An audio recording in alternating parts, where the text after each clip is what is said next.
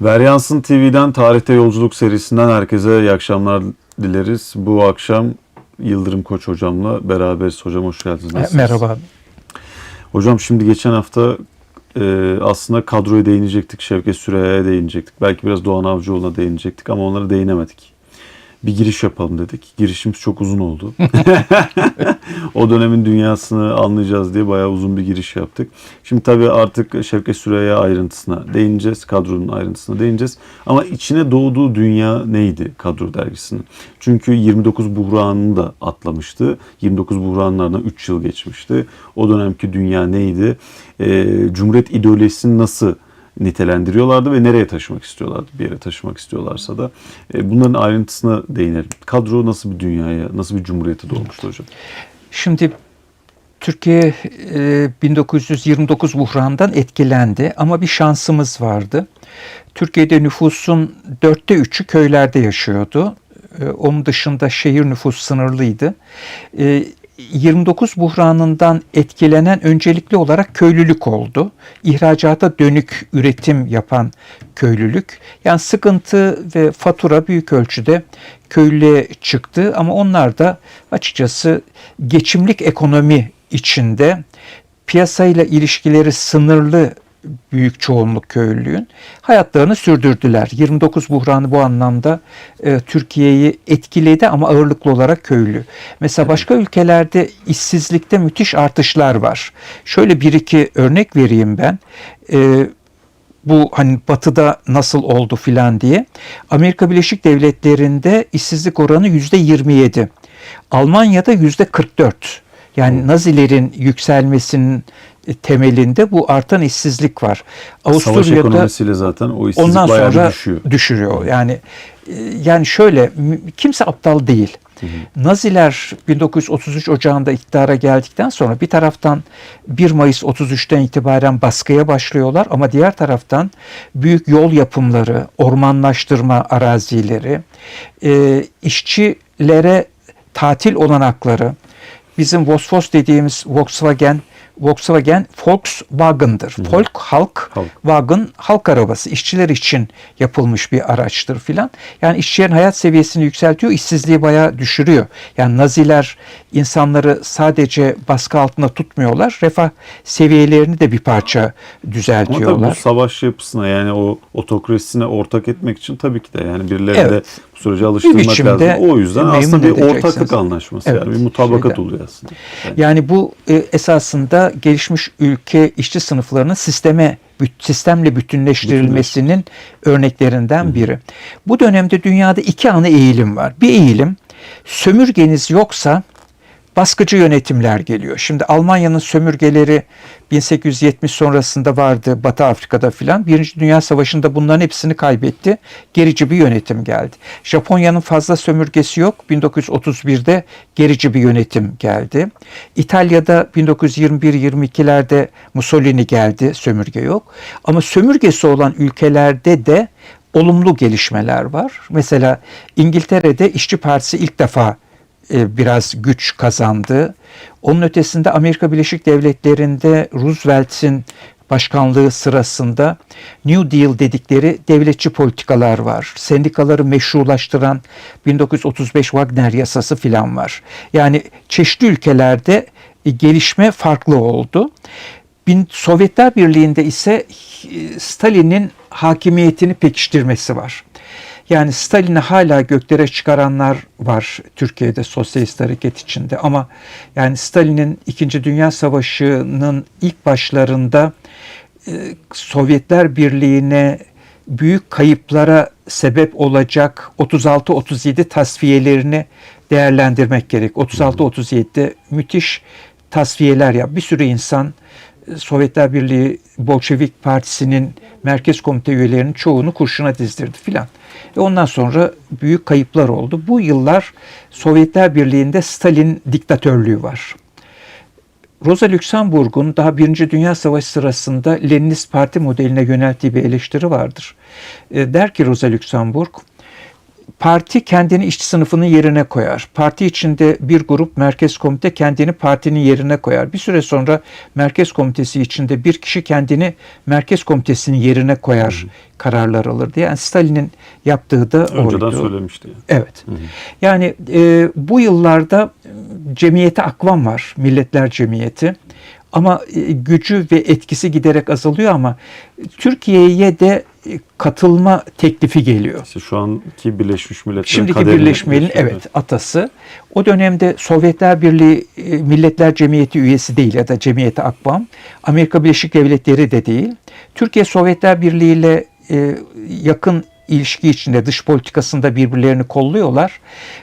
Türkiye'ye 32'de Cemiyeti Akvam'a katılma teklifi geldiğinde 32'de Türkiye Sovyetlerle de görüşerek bunu onaylıyor. Sovyetler de 34'te zaten Milletler Cemiyeti'ne katılıyor. Amerika'da Milletler Cemiyeti'ne katılıyor. Bu dönemde Sovyetler Birliği'nde bir politika değişikliği var 30'lu yıllarda.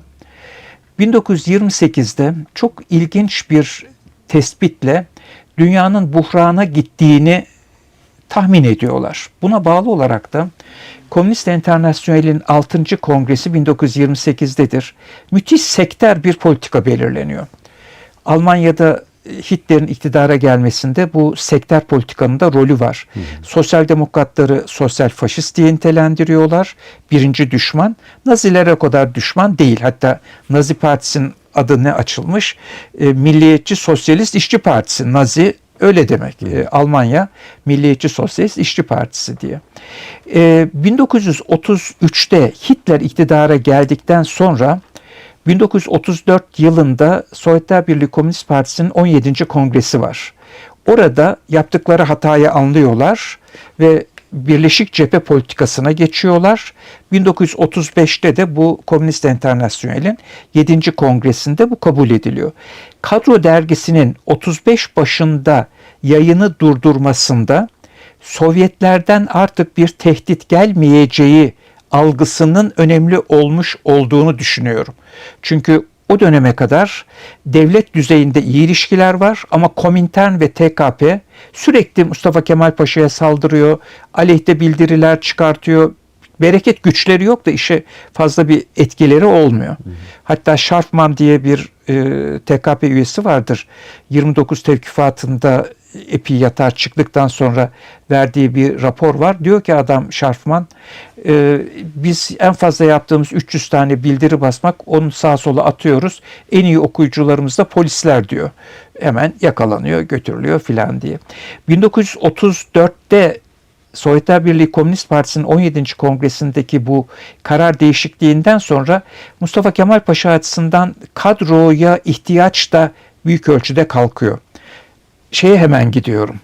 1920 yılında Sovyet Rusya'ya bağlı birileri ve Sovyet vatandaşı bazı kişiler Türkiye'de Milli Kurtuluş Savaşı'nın altını oymaya çalışıyor.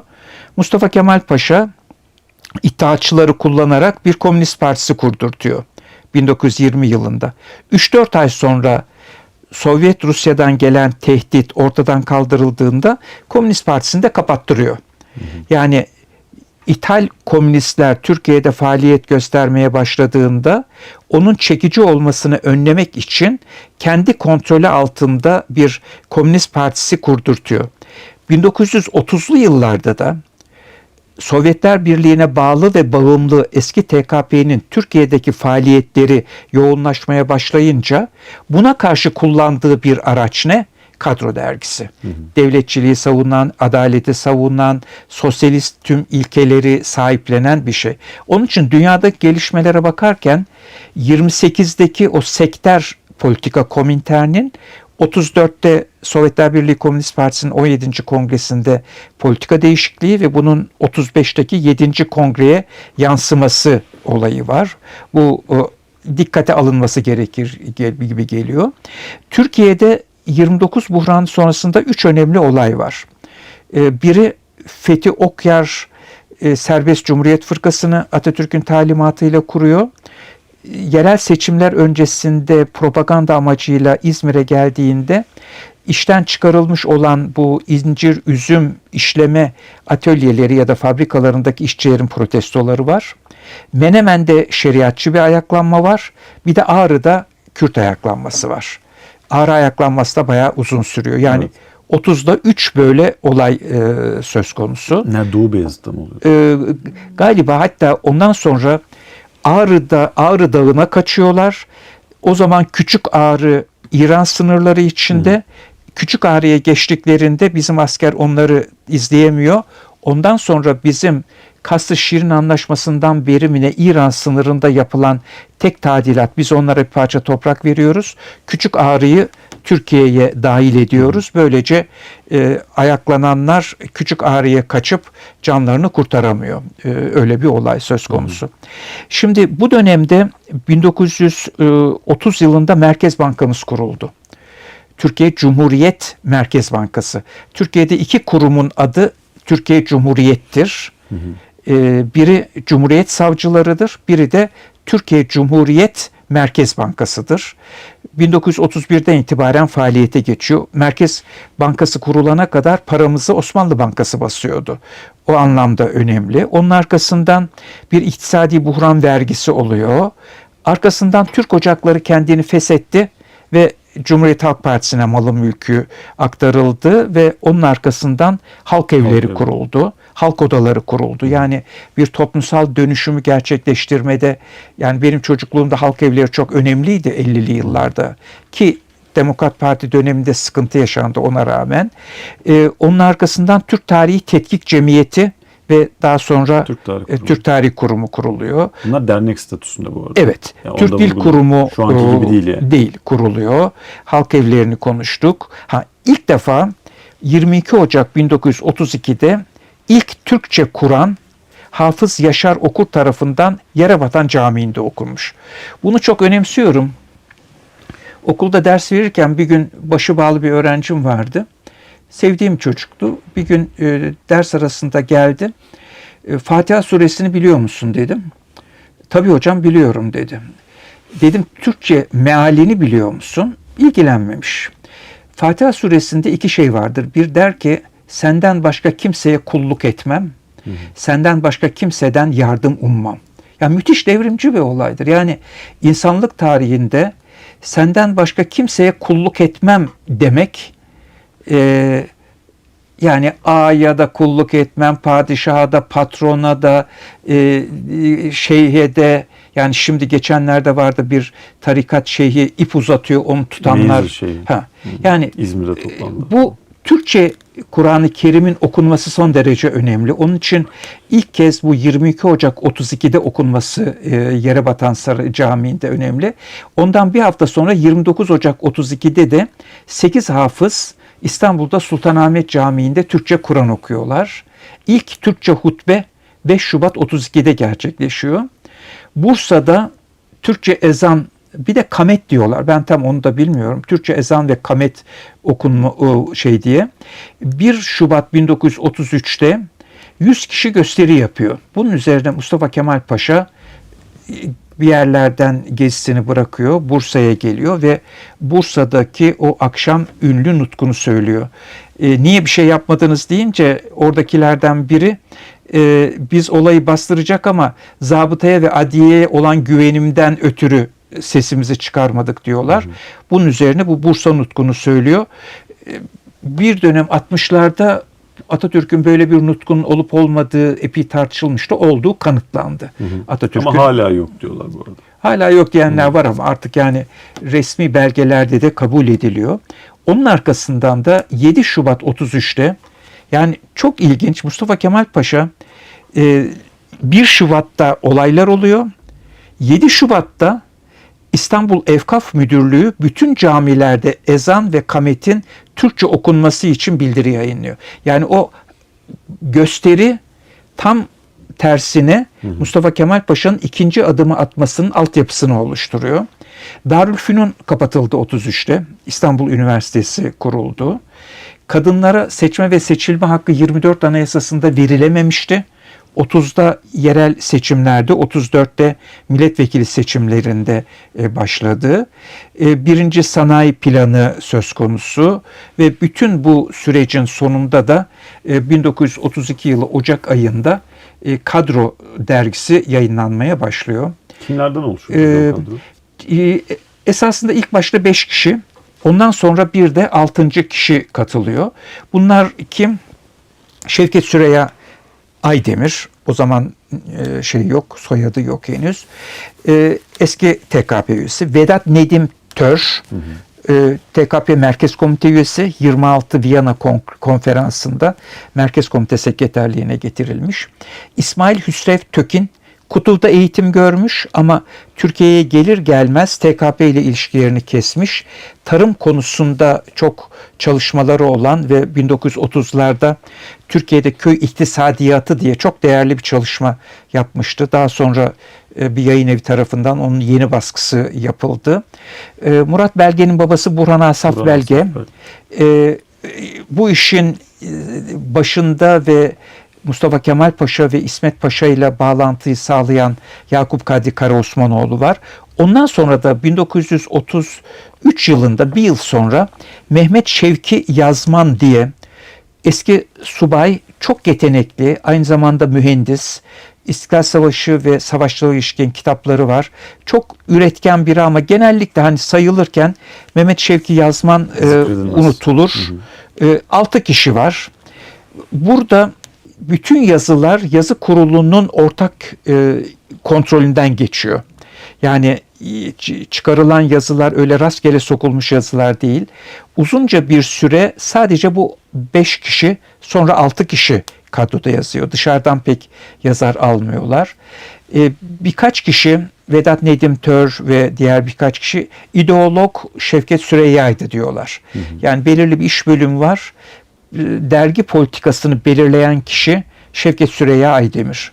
Yani inceden inceye çok zeki bir insan. O kendi kafasındaki modelle, yani Türkiye'de bir sömürgeciliği ortadan kaldıran devrim oldu ama orada kalmadı.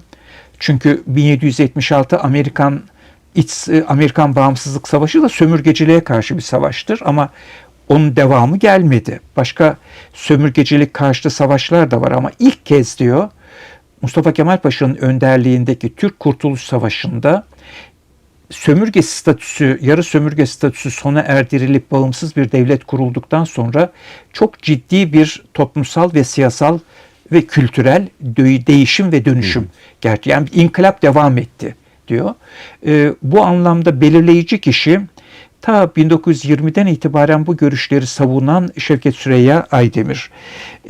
Şöyle düşünüyorlar, diyorlar ki Türkiye'de iş sınıfı çok zayıf. Köylülüğünde böyle aktif mücadelesi falan yok. Sınıf çatışmaları ülkeyi zora sokar ve ekonomik kalkınmayı önler. Eğer sanayileşmeyi devlet yaparsa, hayatın diğer alanlarında da devlet hakim olursa, devlet çatışmaları önleyici hakları peşinen verir. Böylece bir sınıf çatışması olmadan ülke kalkınır. Bu hem işçilere yarar, bu işçiler bu nedenle çok iyi çalışma ve yaşama koşullarına kavuşurlar. İkinci olarak da çatışmanın batıda yol açtığı tahribat bu ülkede olmaz ve aynı zamanda bir milli birlik, bütünlük sağlanır. Yani başından itibaren milliyetçi. Yani Türk milliyetçisi Türk kavramını etnik köken olarak almıyor. Atatürk'ün ünlü Medeni Bilgeler kitabında söylediği vardır. Türkiye Cumhuriyeti'ni kuran Türkiye halkına Türk milleti denir diye. O anlayışla hareket ediyor. Sınıf çatışmalarına karşı gerek olmayacak biçimde bir ekonomik kalkınma modeli öneriyorlar. Bunu yaparken planlı bir ekonomi öneriyorlar. Umutları da ta Frunze'nin 1921 aralığında söylediği, devlet sosyalizmini uygularsanız ve gelişmiş sosyalist ülkelerden de yardım alırsanız o takdirde devlet sosyalizmi yoluyla, demokratikleşme yoluyla sosyalizme, komünizme gidersiniz filan diyor. Bu noktada bir soru sorayım hocam. Şimdi mesela devlet kapitalizmi diye de bir ifade var, kullanılıyor. Peki bu devlet sosyalizmi ile devlet kapitalizmini hani ayıran faktörler nedir? Şöyle, mesela devlet kapitalizmi Almanya'da 1870'lerden sonra, Türkiye'de 1946 sonrasında filan uygulanan, yani devlet ekonomiye müdahale ediyor ama bu ekonomiye müdahalesinde ana amaç kapitalizmi daha da geliştirmek. Nasıl yapabiliyor bunu? Yani şöyle, mesela Ereğli Demir Çeliği kuruyorsunuz. Türkiye'de dayanıklı tüketim malları sektörü gelişmeye başladı. İkinci Dünya Savaşı'ndan sonra. Çeşitli fabrikalar kuruldu. Buzdolabı yapıyor, çamaşır makinesi yapıyor. Yassı mamul yok. Yani demir yassı sac üretemiyor Türkiye. Karabük Demir Çelik var. Karabük Demir Çelik inşaat demiri filan üretiyor.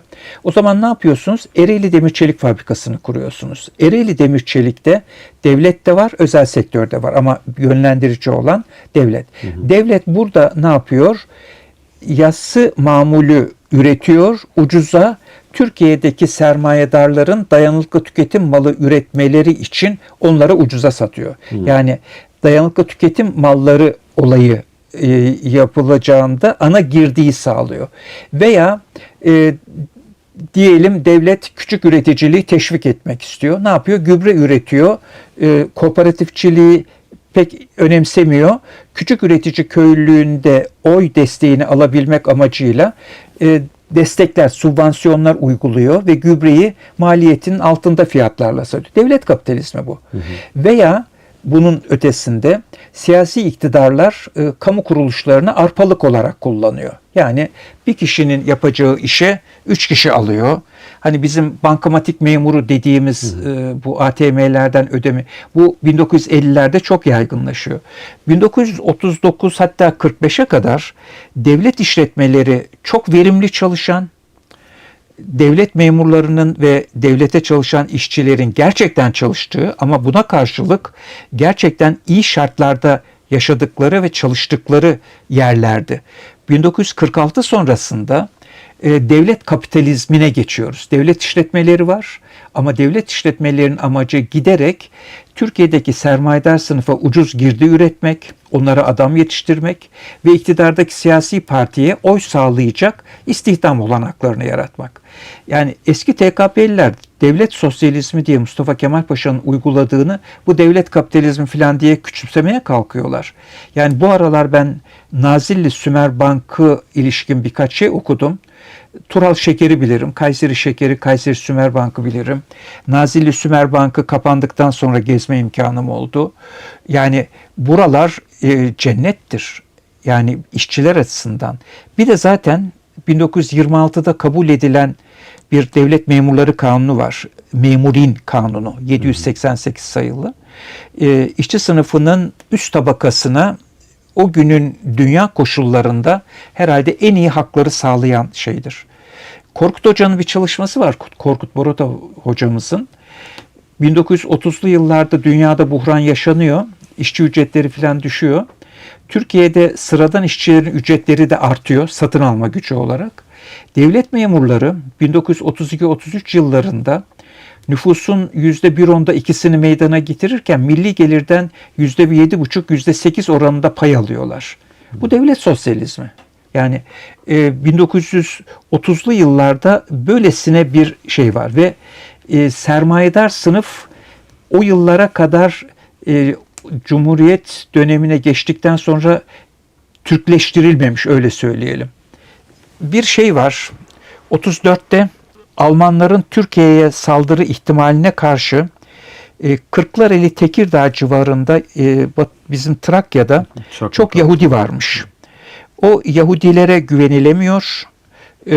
Bir saldırı Balkanlardan gelecek olursa diye Yahudileri o bölgelerden çıkartacak şekilde bazı kişiler herhalde devlet tarafından yönlendirilerek Yahudilere saldırılar düzenlenince Kırklareli ağırlıklı galiba Trakya'daki Yahudi nüfus şeye kaçıyor. İstanbul'a geliyor. Ama onun dışında Türkiye'de sermayedar sınıf dediğimizde zenginleşen bir Türk unsur var. Ama sanayi manayi yok. Bütün o burjuvazi dediğimizin belirleyici unsuru Ermeni, Rum ve Yahudi, Levantenler, Sabetaycılar. Bir de hala yabancı şirketler bir miktar kalmış vaziyette.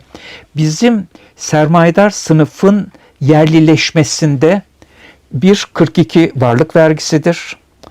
1955 6-7 Eylül'dür. 50'li yıllarda 3 yabancı banka kapatılıyor. Bizim bu azınlıkların karışık işlerinde kullandıkları yabancı bankalar var. Onlar kapatılıyor. 1964'te de 63 aralığındaki Kıbrıs katliamından sonra Yunanistan'la aramızda olan bir anlaşma iptal ediliyor. Böylece İstanbul'da 25-30 bin dolayında Yunan vatandaşı olup Türk vatandaşlarının ticaret alanında sahip olduğu haklardan yararlanan bir kitle var. Bunlara 24 saat içinde ülkeyi terk edin deniyor. Yerlileşme ancak ondan sonra. Peki yani sermayenin Türklerin elinde de yükselmesi bakımından örnek teşkil eder mi bilmiyorum, soruyorum. Yani 20'lerin sonlarında ve 30'lu yıllarda pek çok bankada açılıyor. Çok, yani birincisi bir kere hep İş Bankası söylenir. Ama İş Bankası'nın İş Bankası en büyüğü zaten. En büyük. Ama şöyle İş Bankası'nın tarihini Tarih Vakfı hazırladı. Şöyle kalın bir kitap. O kitaba bakıyorsunuz. Atatürk'ün hayatta olduğu dönemde İş Bankası'nın yönetim kurulları hepsi CHP milletvekillerinden. Yani CHP yönetim kurulu tamamıyla CHP'liler. İş Bankası özel sektör tamam ama banka devletin kontrolü altında. Yerli sermaye olarak Anadolu'da bazı küçük bankalar kuruluyor. İşte Tariş Bank falan falan. Fakat bunlar da belirleyici değil. Servet kazanan bir kesim var. Bunlar hangi kesim? İstiklal Savaşı sırasında fedakarlıkta ve başarılarda bulunup işte belirli Ermeniler kaçmış, Rumlar mübadeleyle gitmiş ya da Rumların bir bölümü Yunan ordusuna katıldığı için Yunan ordusu yenilince kaçıp gitmişler. Bir bölümü o şekilde. Onların topraklarına filan el koyan bir kesim var. Ama bunların hiçbiri devlet politikasını etkilemeye yönelik girişimlerde bulunamıyor. Şeye engelleme getiriyorlar. Yani kadrodaki radikal, onların gözünde yani komünistlik diyorlar bunlar birçok kişi. Mesela bir Darülfünun profesörü Kadro dergisi devletçiliği savunduğunda buna karşı çıkıyor. Hem Vedat Nedim Tör saldırıyor adama hem Şevket Süreyya saldırıyor. Sen kimsin filan gibi. Yani o dönemde Cumhuriyet Halk Partisi'nin üst yönetim kadrosu da çok sığ. Ama şöyle hocam, yani ben İş Bankası özelinde kurumsallaşan, çünkü o dönemde zaten yani CHP dışında da başka bir zaten adam akıllı ayakları yere basan bir kurumda yok. Yani İş Bankası'nın yönetimi tabii ki de CHP'liler olacak.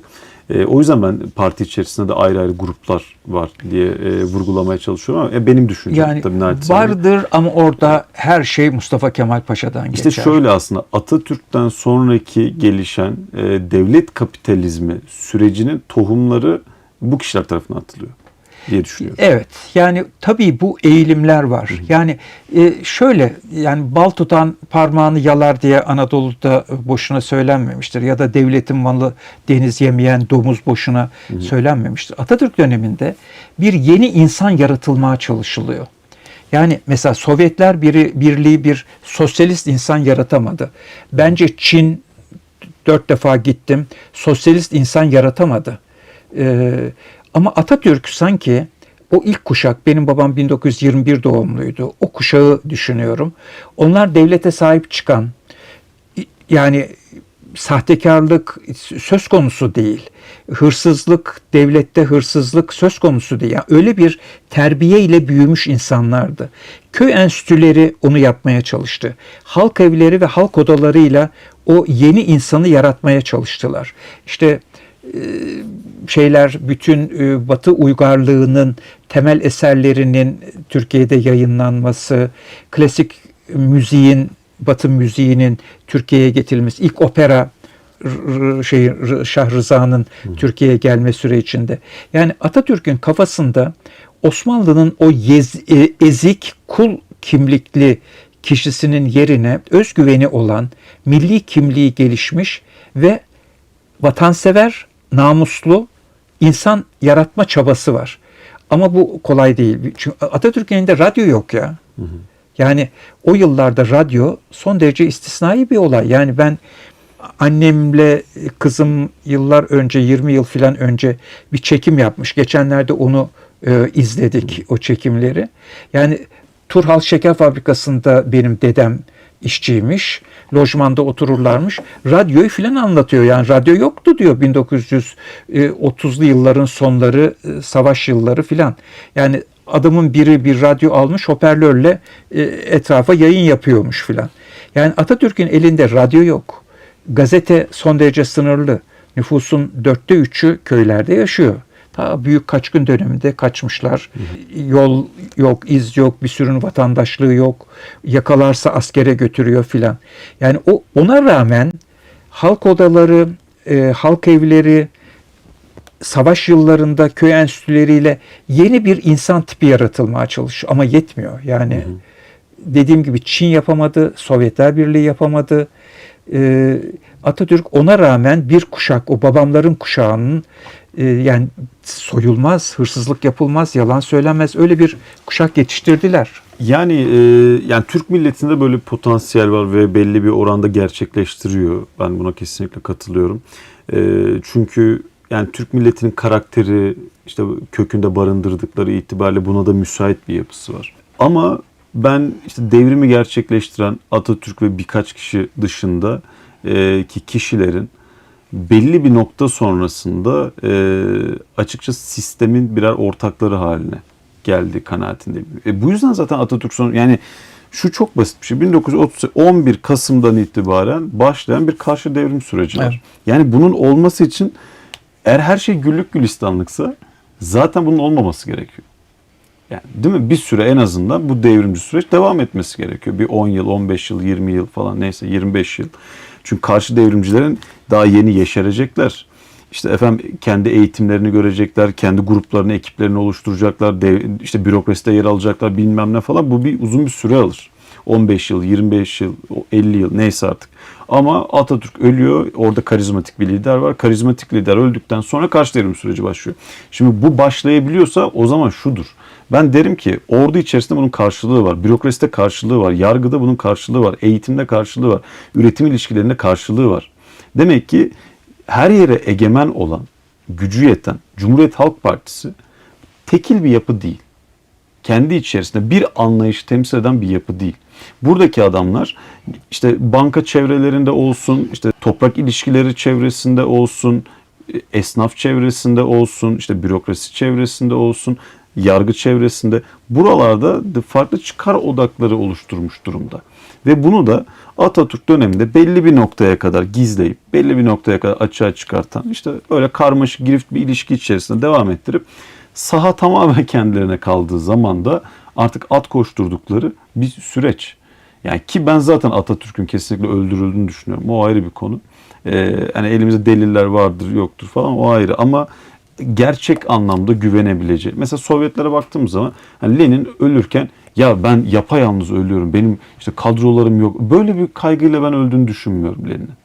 Hani adamın işte güveneceği, arkasına baktığında sapasağlam işte adamlar vardı. Ama Atatürk bu böyle bir kaygıyla öldü. İşte benim sapasağlam kadrolarım var. Bu işte Kemalist devrimi devam ettirecek, yüceltecek, özgün, kesinlikle özgün şekilde ayakları yere basan bir yapıya kavuşturup işte Cumhuriyet çok ileri noktalara, dünyanın en ideal ülkesi haline getirecek bir yere böyle bir düşüncede ben olduğunu düşünmüyorum. Kaygılı bir insandı bu konuda. Zaten onun için gençliğe emanet etti. Yani aynen işçi öyle. sınıfına emanet etmedi. Bilmem kimlere emanet CHP etmedi. bürokrasisine emanet etmedi. Gençliğe diyor. Onu da ben eğitiyorum diye bakıyor. Evet, onda bir ümit taşıdığı için. Yani tıbbiyeli hikmetleri gördüğü için. Evet. Ondan dolayı tıbbiyeli hikmetlere güveniyor aslında. Ama o dönem konjonktür itibariyle de karşı devrim sürecinin hemen başlamasının sebebini ben böyle görüyorum. Böyle ama işte adam öyle büyük bir dahi ki 38'den itibaren karşı devrim süreci başlasa bile ki 45'e kadar 45'te Çiftçi Topraklandırma Kanunu müthiş bir kanundur. 17. maddesi 50 dönümün üzerindeki bütün arazilerin kamulaştırılabileceğine hükmeder. Yani 45'e kadar bir geçiş vardır böyle. Son 23 yıllık Adalet ve Kalkınma Partisi iktidarına rağmen o 1923'ten 1938'e kadar oluşturduğu yapı bizi Arap ülkelerinden ayırıyor, birçok ülkeden hala farklı kılıyor. Tamam, genlerimize işlemiş bazı özelliklerimiz de vardı ki. Ama bunları görmüş, yani bir gerçekten insanlık tarihinin mucizelerinden biri. Yani ben kesinlikle muazzam. Ama yani bu özgünlüğün devam ettirilmemesi, devam edememesi acı vermiyor. Bana acı veriyor. Vallahi yani ben yaratılanın öyle büyük bir mucize olduğunu düşünüyorum ki devam etmesi zaten mümkün değil. bir mucize olurdu. Yani çok şükür ben bugün bir Türk olarak bu topraklarda kendi dilimi konuşup Arap hakimiyeti olmadan, işte dini baskılar yaşamadan, Türkiye bölünmeden yaşayabiliyorsam, o yüce insanın yıpratılmış başarıları sayesinde. Kesinlikle, kesinlikle. Ona Yani ve bunu kavrayan kişilerden biri Şevket Süreyya. Mesela Vedat Nedim bile değil. Yani Şevket Süreyya'nın yalnız burada bir şeyi var. 1934 sonunda bu işin bitmesinde. Şevket Süreyya bunu diğer ülkelere de örnek olmalı. Biz de onlara neredeyse yardım etmeliyiz'e filan getiriyor. Bu çok tehlikeli bir olay. Eyvah. Yani olayı kavramış. Orada hemen devreye girmiş olabilir. Eskiden TKP'liydi en nihayetinde. Ya zaten Şevket Süreyya ölene kadar arkasında bir polis gezmiş. Fakat çok iyi biriymiş. Şevket Süreyya da onu çevresindeki insanlara yaverim diye tanıtırmış. Yani hadi devlet Şevket Süreyya'yı ölene kadar izletti. Çünkü eski komünist, yani bir ceza hukuku profesörünün, bir avukat arkadaşım söylediği bir şey var. Devlet affeder ama unutmaz diyor. Yani devlet affeder, geçmişte şunu yapmış, bunu yapmıştır ama ne olduğunu unutmaz. Şevket Süreyya'yı da unutmamıştır. Valla inşallah. Buna biraz daha güncel bir şekilde bakmak isterim.